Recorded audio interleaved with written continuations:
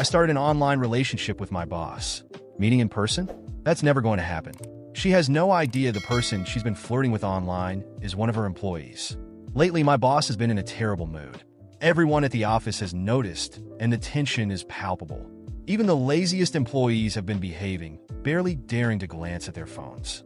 She's been working like a machine, putting in overtime, and, of course, no one dares to leave before her.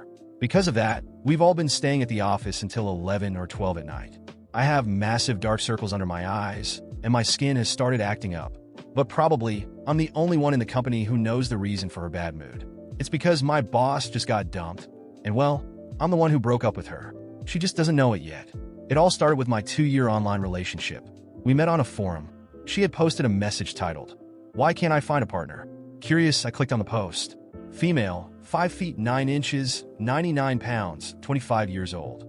Graduate in management science and engineering from an Ivy League university. Currently a vice president at a Fortune 500 company with a 7-figure salary. I have a house, a car, and I'm beautiful. Still single. What am I doing wrong? The comments were merciless. Obviously an attention-seeking post. Next, seriously, a 25-year-old VP? Either it's daddy's company or it's daddy's company. Oh, please, at least make your lies believable. Amused, I left a comment. Maybe it's your appearance. Why not post a picture? I didn't think much of it and left the site. A few hours later, she sent me a private message. "Hey, can I send you a picture?" Privately. I was confused but intrigued. "Sure," I replied, thinking it could be fun. A moment later, a picture popped up. I nearly spit my coffee on the screen. 5 feet 9 inches? Maybe in her dreams. She looked like she was barely 5 feet 3 inches. The photo was a poorly framed mirror selfie. Her face was partially obscured. She wore thick, black-rimmed glasses, and she looked like a walking advertisement for outdated fashion. But her features were undeniably stunning. The lips, the nose, the eyes, everything screamed hidden beauty. She just didn't know how to present herself. And, for some reason, she seemed strangely familiar. Thinking about how many gorgeous women out there are oblivious to their potential, I decided to help. Out of pure kindness, of course. I zoomed in and out on the picture a few times before writing a detailed reply.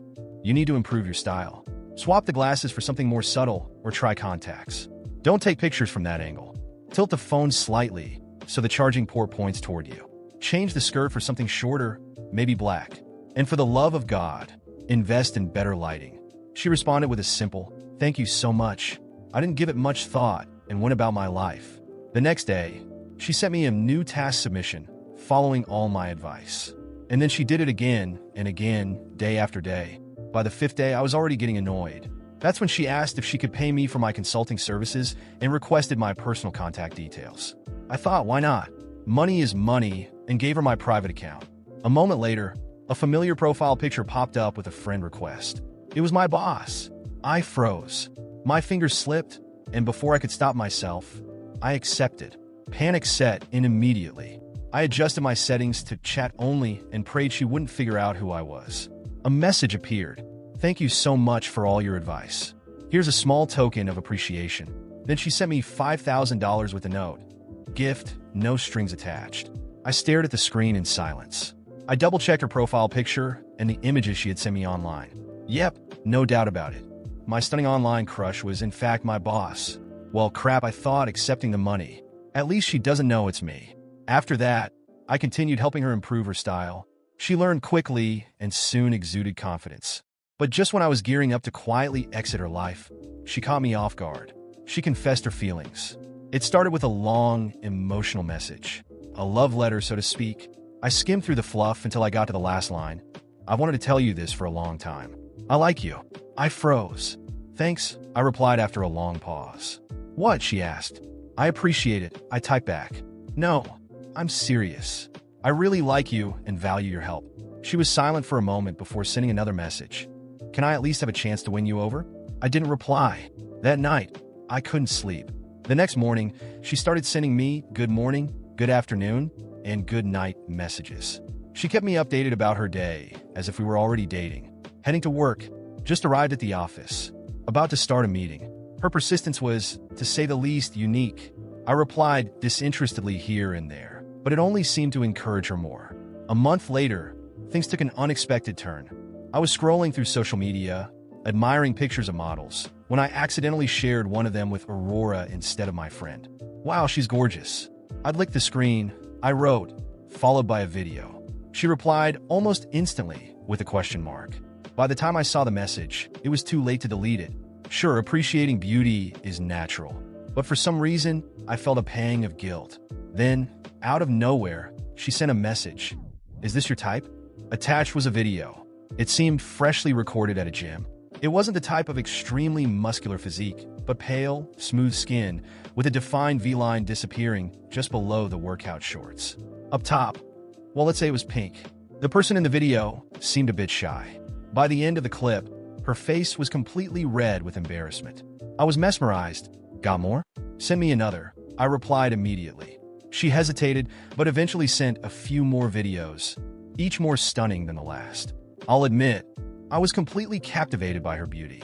Who could have imagined that my boss, always so serious and composed, could be like this in private? How to describe it? It was strangely thrilling. Just as I was enjoying it all, another message popped up. If you agree to be my boyfriend, I'll send you videos like this every day. As many as you want. People spend their lives chasing money, power, fame, and beauty. The first two don't mean much to me, but the last one, that's my weakness. Well, I guess I could consider it, I replied. After all, it was just an online relationship, right? Of course, I set some ground rules. No public announcements, no changing profile pictures, no video calls, and absolutely no meeting in real life. She wasn't thrilled with the conditions, but eventually agreed. And that's how it started. We dated online for 2 years. As she improved her style and showcased her beauty, I was more than happy to reap the benefits. Her photos and videos became increasingly impressive, and she nailed every suggestion I made. I thought this arrangement could last forever, until one day, she asked to meet in person. Didn't we agree from the start that there would be no meetings? This is strictly an online thing, I reminded her. She seemed hurt. I know. Sorry, but I really want to see you. I knew exactly why she was pushing for it. A few days earlier, I attended an alumni reunion. Afterward, an old classmate confessed her feelings for me. I politely declined, but she didn't take it well and started bombarding me with embarrassing messages. Frustrated, I took screenshots, posted everything on social media, and exposed her before blocking her. Since I was in a relationship, even if only online, my boss probably saw the post. I figured she wanted to meet to stake her claim publicly. But I had my reasons for not wanting to meet her. There was no way I could agree. After avoiding her attempts for a week, I eventually got annoyed and ended the relationship. She was utterly devastated, like a deflated balloon. My phone wouldn't stop ringing with her calls. I sighed, placed the phone face down on the table, and ignored it. That's when Kenneth, my direct supervisor, called me over. Mason, take this proposal to Aurora. Kenneth's crush on Aurora was the office's worst-kept secret. Normally, he would find any excuse to see her, but lately, she had been in a terrible mood. The last time he tried to console her, she was so curt that he practically ran out of her office. I grimaced. Kenneth, isn't this a bit above my pay grade? Shouldn't you be doing this instead? Don't make me repeat myself. Fine. Even though I'd basically seen everything about Aurora online, meeting her in person was still nerve-wracking, especially at work, where she was known for being strict, sharp-tongued, and even intimidating. I hesitated and grabbed my phone. Since I'd broken up with her, Aurora had been bombarding me with apologies. I hadn't responded, not because I didn't care, but because I needed to let things cool down. I quickly typed a message. We don't need to break up, but could you please behave? I really don't like it when people break promises. Her response came instantly. Baby, you're finally talking to me. I'll never do it again, I promise. She even added a crying puppy emoji. I sighed, mustering my courage before knocking on her office door. There was a brief silence before I heard her clear her throat and say, "Come in." Her reddened nose caught my attention as soon as I walked in. Had she been crying? Aurora noticed my gaze and, a little uncomfortable, tapped the desk lightly. Leave the proposal here and go. Her tone was noticeably softer than usual. On any other day, she would have scolded me for going over Kenneth's head. Still, the proposal wasn't up to her standards and was sent back for revision. Naturally, Kenneth threw the work back at me on Friday. Everyone else left early, excited for the weekend. Aurora, for the first time, left on time, and the office quickly emptied, leaving just me and the receptionist. I stayed behind to work on the proposal, promising the receptionist I'd lock everything up when I was done. It was past 10 p.m. when I heard the sound of the door unlocking. My heart raced. Who could it be at this hour? Images from horror movies flashed through my mind. I swallowed hard, reminding myself that ghosts weren't real. Even so, I froze, holding my breath. Then, a familiar figure appeared. It was Aurora.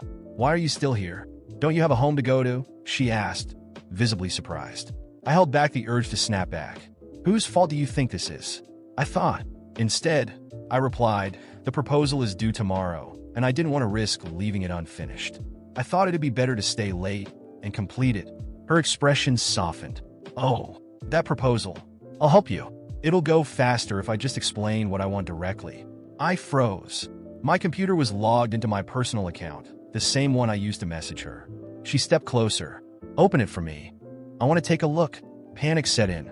My mind raced as I scrambled to buy time. Wait a second, I exclaimed almost without thinking. As Aurora approached, I felt my heart pounding. My computer was right there, with the tab open, exposing my secret identity. Every step she took toward me felt like it echoed in the silent office. I needed to think fast. Wait just a second, I said, placing my hand on the keyboard as if guarding something confidential. Aurora raised an eyebrow, curious, and stopped, crossing her arms. Why the rush, Mason? What are you hiding? Her voice had a playful tone that, under different circumstances, might have been charming. But here, it only added to the tension. It's not that. It's just the file isn't ready yet. I was finalizing some adjustments, you know? I don't want you to see an incomplete draft. It was a weak excuse, and I knew it. Aurora narrowed her eyes, clearly suspicious, but she stepped back. All right, I'll wait. But be quick. I don't have all night. She moved to the desk next to mine and sat down, crossing her legs. Her presence was overwhelming, and every second felt like an eternity. I kept typing furiously, but my mind was elsewhere. How to get out of this without her finding out. I needed a distraction.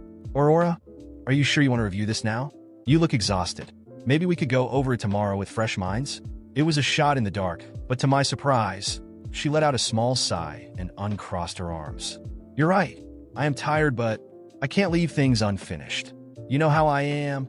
Her eyes met mine, and for a moment, it felt like there was something deeper in her words.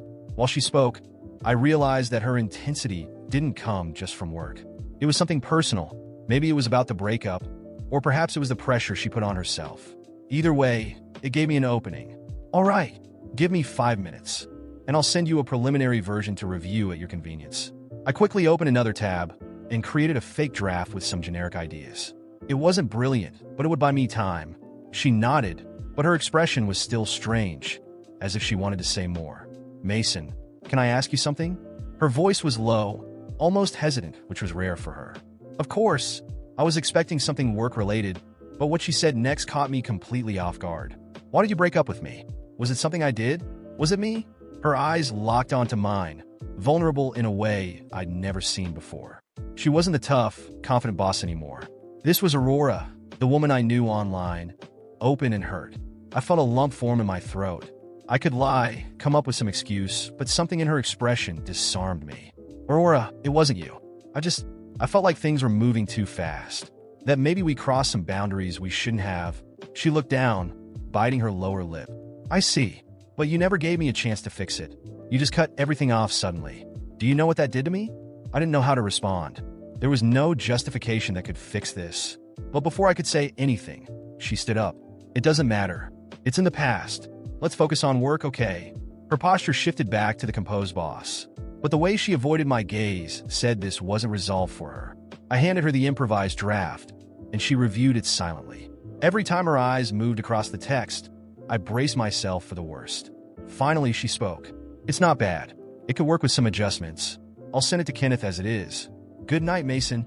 She left without looking back, leaving the room in oppressive silence. I sat down, exhausted, staring at my computer screen. My secret identity was safe for now, but something told me it wouldn't stay that way for long. Aurora was perceptive, and I knew she wouldn't let things go as they were. She wanted answers, and sooner or later, she'd find out the truth. And when she did, I had no idea how she'd react. But for now, I just wanted to forget everything and go home. As I packed up my things, a notification popped up on my phone. It was a message from Aurora. I still think you're hiding something, but whatever it is, I'll find out. I swallowed hard. I knew this wasn't just a simple suspicion. She was determined, and I was about to face the consequences of all my choices. The next morning, Aurora was different. She didn't glance at me, as she usually did, nor did she make her usual quick remarks about tasks. Instead, she seemed more reserved, almost calculating. That alone was a red flag. I spent the entire day with a gnawing feeling that something was about to happen, but I couldn't have guessed just how right I was. At the end of the day, as I was tidying my desk, I received a message from her. "I need to talk to you. Conference room now." The cold tone of the text was unusual, especially after the emotional tone of our recent interactions. I took a deep breath, bracing myself for the worst. When I entered the room, Aurora was sitting at the head of the table, a laptop open in front of her. She didn't look at me immediately, continuing to type for a few more seconds before finally raising her eyes. Her expression was a mix of bewilderment and suspicion. She closed the laptop with a sharp click and crossed her arms. "So, Mason," she began, her voice cold as ice. "Care to explain this?" I froze. "Explain what?" She picked up her phone, opened a file, and slid it across the table toward me. It was a compilation of messages, images, and videos exchanged between us during our 2-year online relationship. My advice, my responses, the photos she had sent, it was all there. But what stunned me was the fact that she had screenshots of my profile, something I had never sent her directly. "How did you get this?" I asked, panic rising. Aurora tilted her head, her eyes locked onto mine. "I'm a vice president at a Fortune 500 company, Mason. Did you really think I couldn't connect the dots? You were sloppy. A detail here, another there, and voila." She made a gesture with her hands, as if solving a puzzle. "Listen, Aurora, I can explain," I began, but she cut me off with a wave of her hand. "Explain? Go ahead, try. Because from where I'm standing, this is sick." She stood up, pacing the room as she continued. "You knew who I was from the start. And instead of being honest, you stuck around, pulling strings, manipulating me, watching me up close while pretending to be someone else. That's not normal, Mason. That's obsession." "It wasn't like that." I protested. "I never meant to manipulate you. I got caught in a situation that spiraled out of control. I never planned any of this." "Oh, didn't you?" She laughed, but there was no humor in it. "Then why did you continue? Why did you accept the money? Why did you let me be vulnerable, knowing I trusted you blindly?" I opened my mouth to respond, but the words failed me. Anything I could say felt hollow, like a flimsy excuse. Aurora wasn't just my boss. She was an intelligent woman who now viewed everything I had done in the worst possible light. "You know what this makes me think?" She leaned slightly forward, her hands braced on the table between us. "That you have a problem, a serious problem. You built this relationship with me, knowing who I was, and never stopped to think about the impact it would have on me when the truth came out." "Aurora, I care about you," I said, my voice heavy with emotion. "I know I made mistakes, but I never wanted it to end like this. I just wanted to be close to you." "Be close to me?" She let out a bitter laugh. "You were close to me the entire time, Mason. At work, in the halls and meetings. And yet you decided to create a version of yourself to deceive me. That's not care. That's control." "I never wanted to control you," I said, trying to defend myself. "I fell for you before I even knew who you were in real life. When I found out, I was scared. Scared of losing you. Scared it would ruin everything. And it did, Mason." She sat back down, crossing her arms again. "I trusted you truly. But now, all I see is a man who crossed every boundary. Someone who turned what could have been something real into a twisted game of lies." I felt a lump in my throat. She had every right to be angry. I had made terrible choices, driven by fear and indecision. "So, that's it?" I asked, my voice barely audible. "It's over." Aurora stared at me for a long moment, her eyes scrutinizing every inch of my face. "I don't know, Mason," she said finally, her voice softer but still firm. "What I do know is that, right now, I need distance. I need to think about whether I can ever trust you again, or if everything you represent is just a reminder of how I was deceived." She stood up, picking up her laptop and heading toward the door. Before leaving, she paused and glanced over her shoulder. "One last thing, Mason. I truly hope you understand the impact of your choices. Because right now, I don't know who you really are." When the door closed behind her, the silence in the room was deafening. I sat there, alone, staring at the empty space and reflecting on everything. There was no undoing what I had done, but perhaps there was still a chance to learn from it. Aurora was right. My choices had led us to this point. And now, if I wanted to earn her trust again, it wouldn't be through words but actions. Or perhaps I simply had to accept that this was the end.